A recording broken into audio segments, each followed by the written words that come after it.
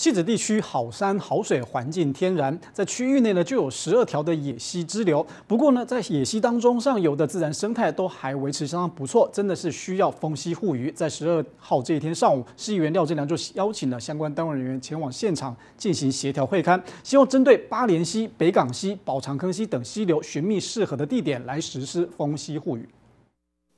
针对风溪护渔议题，包括市议员廖振良、市府农业局汐止区长徐开宇等相关单位人员是到了公所进行讨论。主要是因为汐止好山好水，基隆河12条支流生态都不错，包括康高坑溪、西平路的宝长坑溪，还有烘内的北港溪等溪流，就有人反映是不是能够风溪护渔。那之前很多的乡亲在反映，就是说我们在地的很多的生态，包括我们K沟啊啦、红鸟啦、高蛤蟆啦、红卡仙啦，很多的在地的生态。那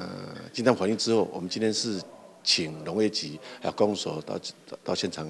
来开个会，到现场会勘，就尽量及早来风溪护渔，让我们汐止的生态都能够保存下来。鱼类生态也非常丰富哦，比如说溪哥啦、红猫啦、那苦花鱼啦。那马口鱼哦，台湾特有种哦。那甚至人家说的高干妈啦，里面还有虾子啦。那部分河段甚至还出现螃蟹哈，那鳗鱼一大堆。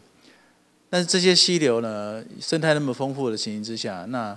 陆陆续续啊，我们发觉也有一些这种用围网啊，用流刺网在抓鱼的现象啊。那如果长久观之哈，很容易把这个鱼类哈的资源破坏掉。在许多地方都有实施风溪护渔，不过汐止却还没有。如何进行，还有哪几条溪适合，以及包含范围，大家先做初步的讨论，然后再到实地勘察，看看鱼群生态以及周边的溪流环境。而要真的风溪，还得要经过地方的说明会等等。所以非常有必要来开始做风溪护渔的规划哈。那所以今天特别这个林务科的科长也亲自来哈。来这边会勘哈，包括这个议员廖议员哈，他们也来这边现场会勘。那希望在今天能够做个这个现勘以后做个决定，看哪个河段是比较适合做风溪护渔的，那我们会尽快来完成这个动作。我想这个风溪之前要很多的程序包括开个说明会